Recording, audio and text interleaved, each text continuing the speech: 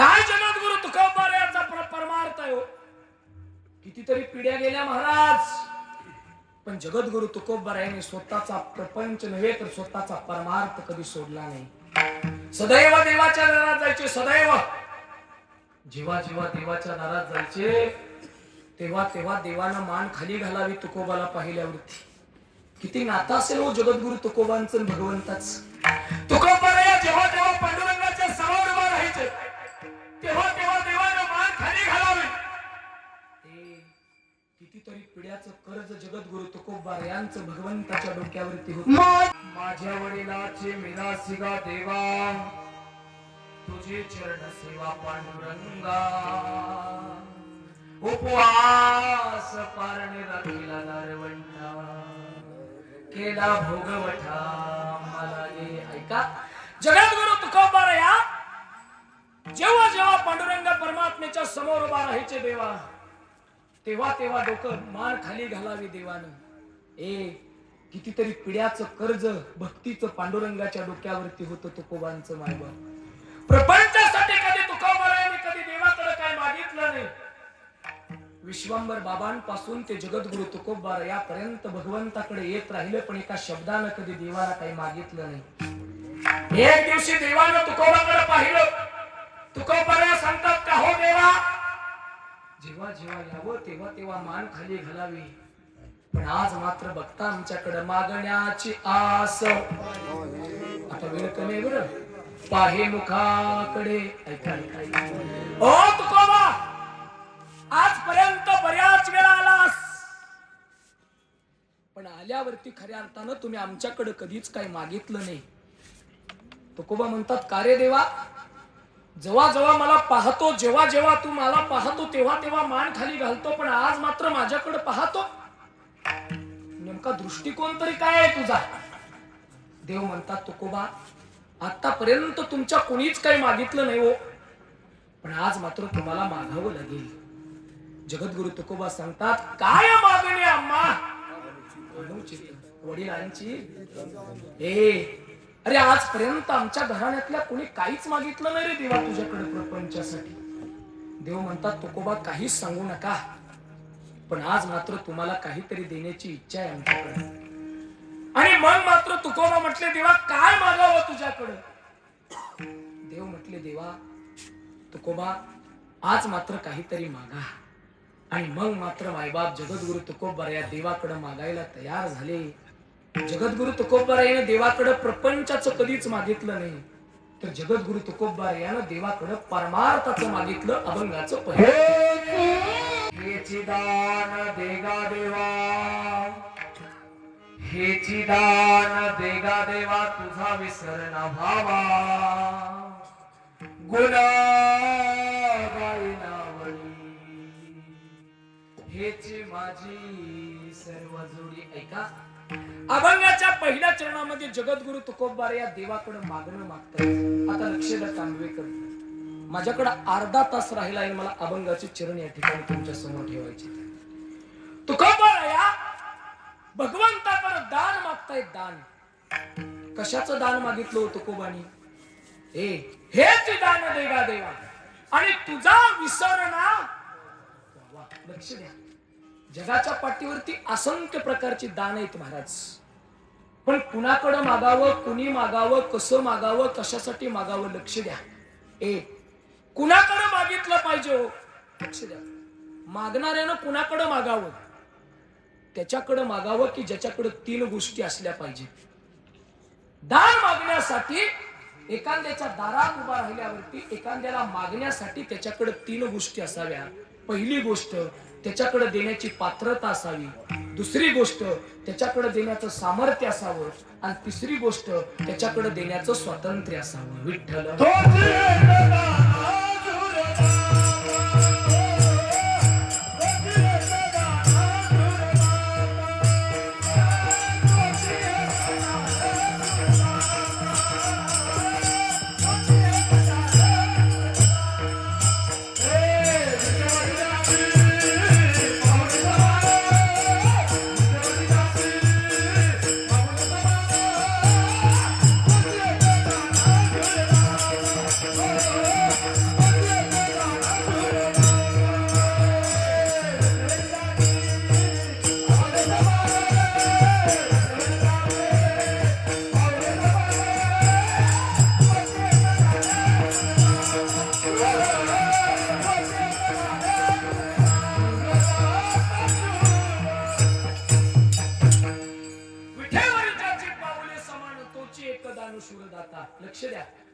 कुणाकडे मागितलं पाहिजे हो महिला मंडळ?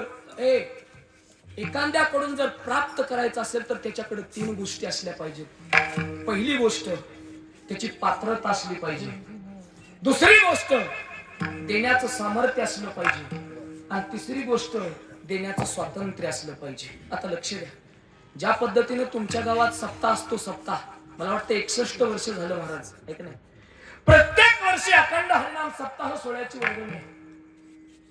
एका बाबाच्या दारात तुम्ही सप्ताहाची वर्गणी मागायला गेला. बाबाने सांगितलं म्हणे या या या पोराहो, फार चांगलं कार्य करता हो धर्माचं, चांगला सप्ताह भरवता, चांगलं अन्नदान करता, चांगली महाराज लोक बोलवतात, चांगली कीर्तन होतात, भजन होतात, सगळं होतं आपल्या गावात. बरं बरं बरं, पण बाबा आता मात्र वर्गणीसाठी आम्ही तुमच्या दारात आलेलो आहे. बाबा म्हटले पोराहो, पांडुरंगाच्या कृपेनं माझं चांगलं चाललंय. मागच्या वर्षी 400 टन गेला, पण ह्या वर्षी 1000 टन गेला. बरं, पोरांना प्रश्न विचारला बाबानं, ओ पोराहो, मग मागच्या वर्षी किती वर्गणी घेतली माझ्याकडून? म्हणे 5001. एक काम करा, देवाच्या दयानं फार चांगलं झाले, पोरग पण गेले आता बाहेर, मग 10001 ची पावती करा. पोरं म्हटली बाबाला झालं तरी काय, पाठीमागच्या वर्षी 5001 दिलं, आता 10001 देते. ठीक आहे म्हणे, करा पावती. पावती केली पोरांनी आणि बाबाच्या हातात दिली. बाबा म्हणे पोराहो, पावती आता द्या आणि पैसे उद्या न्या. पोरं म्हणले असं कसं, उधारीचा धंदा नाही जमत. अरे म्हणे तसंच करावं लागेल. म्हणे का? नाही, झालं असं की ज्या पेटीत पैसे आहेत ना, त्या पेटीच्या कुलपाची चावी मात्र म्हातारीकडे आहे आणि म्हातारी माहेरला. बाबाकडे देण्याची वृत्ती पण आहे, बाबाकडे देण्याची पात्रता पण आहे, पण बाबाकडे देण्याचं स्वातंत्र्य, सगळं स्वातंत्र्य इकडं आहे आजकाल, आहे का नाही? आमच्याकडे स्वातंत्र्य असलं पाहिजे, आमच्याकडे देण्याची पात्रता असली पाहिजे, आमच्याकडे देण्याची वृत्ती असली पाहिजे. आणि म्हणून जगद्गुरु तुकोबा सांगतात, जगाच्या पाठीवरती वृत्ती, पात्रता आणि देण्याचं सामर्थ्य फक्त एकाच भगवंताकडे आहे, आणि त्याचं नाव आहे तोची एक दानशूर दाता. तोच एक दानशूर दाता. तो कसा आहे? तो दानशूर आहे, तो देण्यासाठी आलेला आहे. जगद्गुरु तुकोबा त्याच्याकडे मागतायत महाराज. आम्हाला मागता आलं पाहिजे. आम्ही सदैव प्रपंचासाठी मागणारी माणसं, परमार्थासाठी कधीच मागत नाही महाराज. 150 कोटी लोकसंख्या आहे भारत देशाची. किती बोला तांबवेकर? 150 कोटी. पण 150 कोटी लोकसंख्यामध्ये कदाचित एकमेकासारखी दिसणारी काही माणसं असतील, पण आजही एकमेकाच्या अंगठ्याचं ठसं मॅच होत नाहीत. काय कलाकार देव असेल हो दादा, काय त्याचं सामर्थ्य असेल. बर यदा कदाचित जर अंगठ्याचं ठसं मॅच झालं असतं तर काय केलं असतं? होय, कुणी बी कुणाचं रेशन आणलं असतं. रामभा रेशन कालच नेलं दुसऱ्यानंच. देवाला माहित होतं, देवा हा सगळा खेळ अंगठ्याच्या ठस्यावर येणार आहे, त्यानं ठसच बदललं. विठ्ठल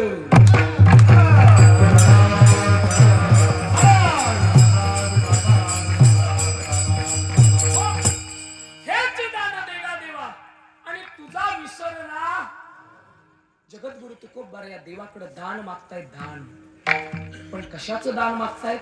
भगवंता तुझा आणि माझा विसर कधीच पडू देऊ नकोस महाराज. प्रपंचातली एखादी गोष्ट विसरली तर माणसाला अपदा होते हो. काल परवा माझं कीर्तन तुळजापूरमध्ये झालं, तुळजापूरमध्ये शिवजयंतीला. आणि नेमका जिथं मोबाईल चार्जिंगला लावला तिथं चार्जर हरवला, राहिला. 4 दिवस झालं चार्जरची वाट बघतोय, आज आला. प्रपंचातली एखादी वस्तू विसरली तर या जीवाची अपदा आहे, पण परमार्थातला देव जर विसरला तर जगाच्या पाठीवरती ती अपदा कुठं शोभत नाही. विठ्ठल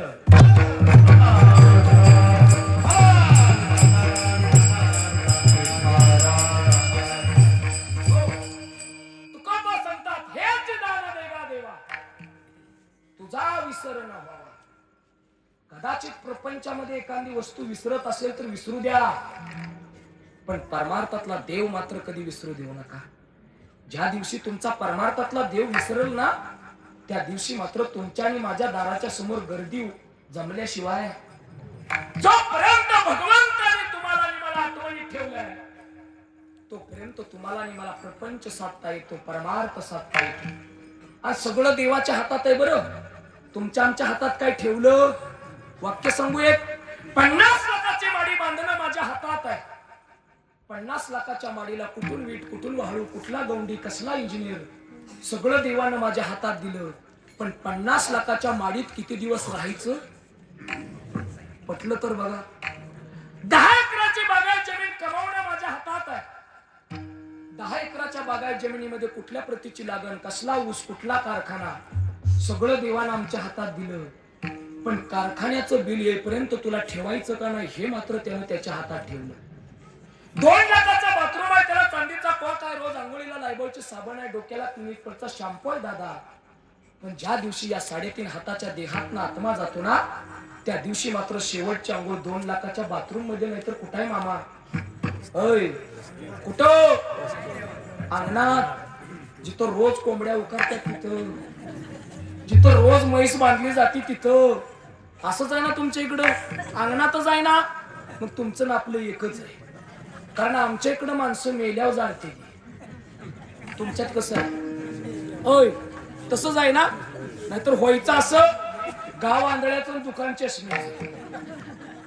गाव कोणाचं आणि दुकान दुकान गाव बहिऱ्याचं आणि दुकान हेडफोनचं. गाव मुक्याचं दुकान माईकवाल्याचं. असली गत होणी दादा. सांगतोय ते लक्षात आलं पाहिजे. ही सगळी सत्ता भगवंताच्या हातात आहे हो. पण देवाच्या हातात एवढी मोठी सत्ता असताना सुद्धा, ज्या भगवंताने तुम्हाला सगळं दिलं असताना सुद्धा आम्ही मात्र देवाला विसरतोय. संत लिहितात, एक दिवशी यायचंय, एक दिवशी जायचंय. सूर्यानं उगवावं, सूर्यानं मावळावं. त्याच पद्धतीनं प्रपंचामध्ये आपल्याला एक दिवशी मावळायचंय, हे कधी विसरून जाऊ नका. हा प्रपंचाचा वारा आहे महाराज. एक दिवशी सगळं सोडून जायचंय, एक दिवशी सगळं टाकून जायचंय, आयुष्य सोडून जायचंय. आणि म्हणून मायबाप संत लिहितात की जायच्या वाटेने एक दिवशी जावं लागणार आहे. मागताना भगवंतासाठी त्याच पद्धतीनं मागितलं पाहिजे. आणि म्हणून मायबाप तो यहाँ मुसाफिर है, ए सलाह पानी है, 4 दिन की ये महिमा तेरी जिंदगानी है, तेरी जिंदगानी है, तेरी जिंदगानी है. तो यहाँ मुसाफिर है, ए सलाह पानी है, 4 दिन की ये महिमा तेरी जिंदगानी है, तेरी जिंदगानी है, तेरी जिंदगानी है. सरजमीन कुछ न साथ जाएगा, खाली हाथ आया है, खाली हाथ जाएगा, खाली हाथ जाएगा, खाली हाथ जाएगा. अपने जमाने को ये सदा सिखा डाला, कैसे कैसे रिश्तम को खाक में मिला डाला, खाक में मिला डाला, खाक में मिला डाला. याद रख सिकंदर के हौसले भी आली थे, जब गया पवनिया से दोनों हाथ खाली थे, दोनों हाथ खाली थे, दोनों हाथ खाली थे. वाह वाह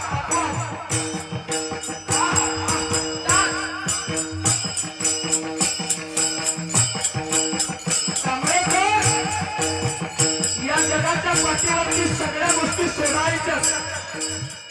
एक दिवशी जायचं हे मात्र कधी विसरू नका. भगवंताला काय मागायचं, देवाकडून काय घ्यायचं.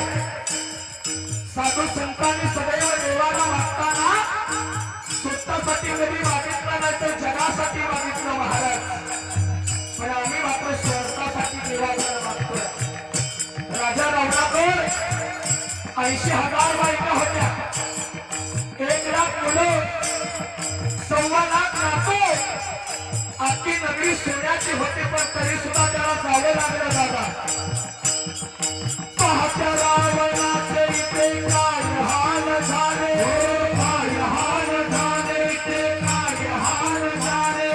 पाहत्या रावणाचे इथे काय हाल झाले, काय हाल झाले, इथे काय हाल झाले. इथे मी म्हणणारे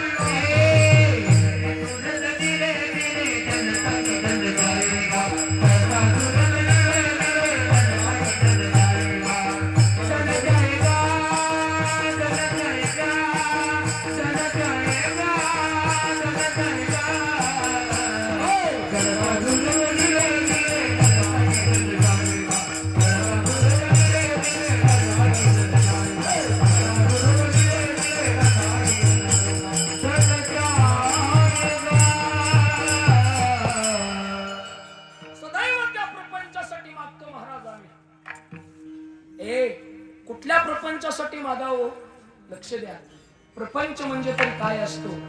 ज्या पद्धतीनं आपल्या गावात एखादं वेड असतं, वेड मामा, डोक्याची केस विस्कटलेली असतात, पायाच्या चपल्या तुटलेल्या असतात, अंगावरची कपडे फाटलेले असतात. लक्ष द्या माझ्याकडं, प्रपंचासाठी मागणाय आमचा अहोरात्र. ज्या पद्धतीनं गावामध्ये एखादं वेड आहे, वेड, डोक्याची केस वाढले, अंगावरची कपडे फाटलेत, पायातल्या चपल्या तुटलेत, रोज सकाळी त्या वेड्यानं उठावं, पाठीवरती गोणी टाकावी आणि गावात नुसतं मागत फिरावं. काय टाकतो गोणीत ते वेड? तांबवेकर, चांगल्या कधी ते वेड गोणीत टाकत नाही. तुटलेल्या चपल्या टाकत, फाटलेली कपडे टाकत का नाही? बरं, चांगलं त्याला कोण देत बी नाही मामा.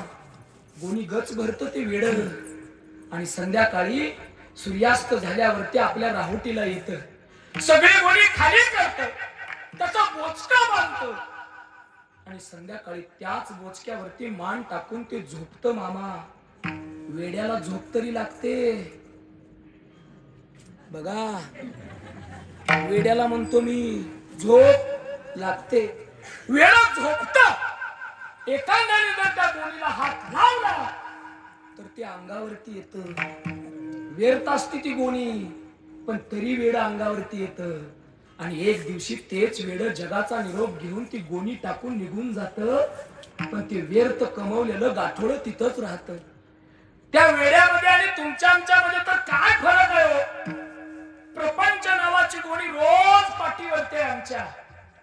त्या प्रपंच नावाच्या गोणीत आम्ही रोज देवाकडे काही ना काहीतरी मागून टाकतोय. भरली आम्ही गोणी महाराज, पण एक दिवशी ज्या पद्धतीने वेड निघून गेलं, त्या दिवशी आम्हाला सुद्धा ती गोणी टाकून निघून जायचंय. पण झालं असं असताना ते वेड होतं. आपण शहाणे असून वेडे आहोत याचा विसर तुम्हाला आणि मला पडला. म्हणून जगद्गुरु तुकोबा सांगतात, भल्या माणसा, प्रपंचाचा विसर एक वेळा पडला तरी चालेल, पण परमार्थाचा विसर कधी पडू देऊ नको. हे तुकोबांचं पहिलं मागणं आहे. तुकोबा सांगतात, देवा, तुझा माझा विसर कधीच पडू देऊ नको. तू जर ते केलं तर अहोरात्र मी तुझं काय गाईल.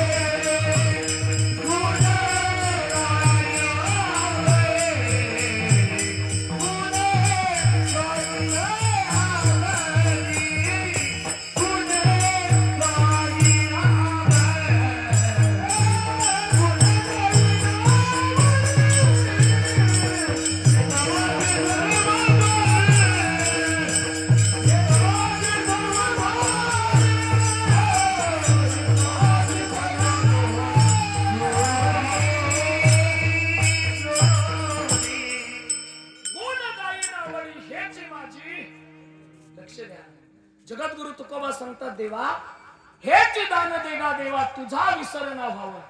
किती जरी प्रपंचामध्ये सुख मागत राहिलो ना देवा, पण ऐक ना, जगाच्या पाठीवरती एकच दान सगळ्यात श्रेष्ठ आहे की तुझा आणि माझा विसर कधीच पडू देऊ नको. देव म्हणतो, ठीक आहे, नाही विसर पडून दिला तर त्याच्या बदल्यात चाल तुकोबा. तुकोबा सांगतात गुण गायीन आवडी ह्याची माझी सर्व जोडी. देवा सदैव तुझं गुण गाईन रे, सदैव गुण गाईन. लक्ष द्या महाराज, हे जगद्गुरु तुकोबारायाचं मागणं भगवंताकडे आहे. तुकोबा सांगतात देवा तू जर माझ्या जीवनामध्ये सदैव असाच राहिला तर आयुष्यभर मी तुला कधी विसरणार नाही, आयुष्यभर तुझं गुण गाईल. माणसानं सदैव देवाचं भजन केलं पाहिजे बरं का. माणसं प्रपंचामध्ये एवढी रममाण झाली की माणसं देवाला विसरून गेली महाराज. भगवंताचं नाव, भगवंताची भक्ती, भगवंताचं भजन हे माणसानं केलंच पाहिजे. पण प्रपंचामधले कुठल्या पद्धतीची भक्ती देवाला आवडते हे मात्र आजपर्यंत आम्हाला कळत नाही. हेची थोर भक्ती संकल्पावी माया. जगद्गुरु तुकोबा सांगतात विठ्यावरच्या पांडुरंग परमात्म्याला ती भक्ती आवडते, तो भक्त आवडतो की जो भक्त आपल्या प्रपंचाची माया पांडुरंगाच्या चरणावरती ठेवतो. पण आम्ही मात्र सहजासहजी माया ठेवायला तयार नाही महाराज. आयुष्य गेला आमचा प्रपंच करण्यात, आयुष्य आजी, पण आम्ही मात्र देवाचं नाव कधी घेत नाही.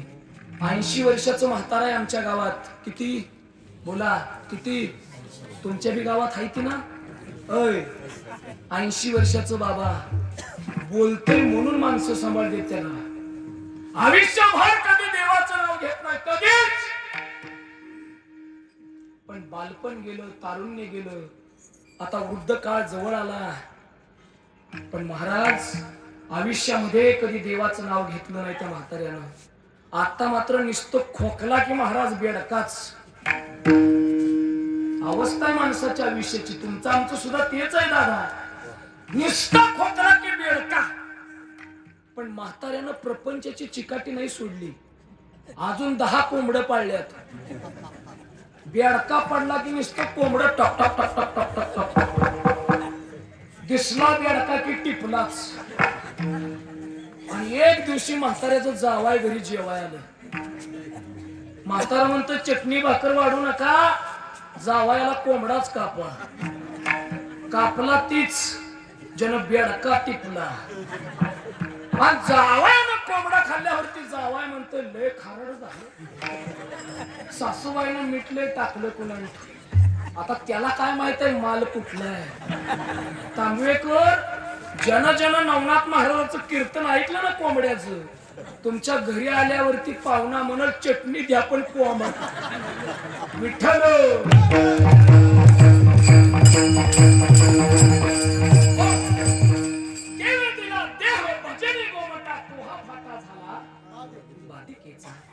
जगद्गुरु तुकोबा सांगतात गुण गायी माऊली. ए देवा नामवाचे श्रवण कीर्ती पाऊले चित्ती समान.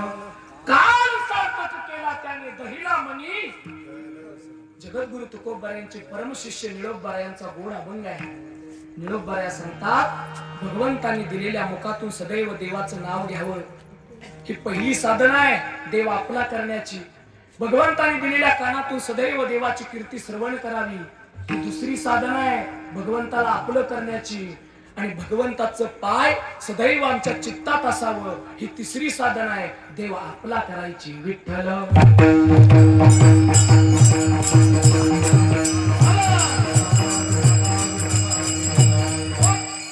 गुण गायीन आवडी ह्याची माझी. जगद्गुरु तुकोबा सांगतात देवा मी इतक्या आवडीनं तुझं गुण गाईन, इतक्या आवडीनं गुण गाईन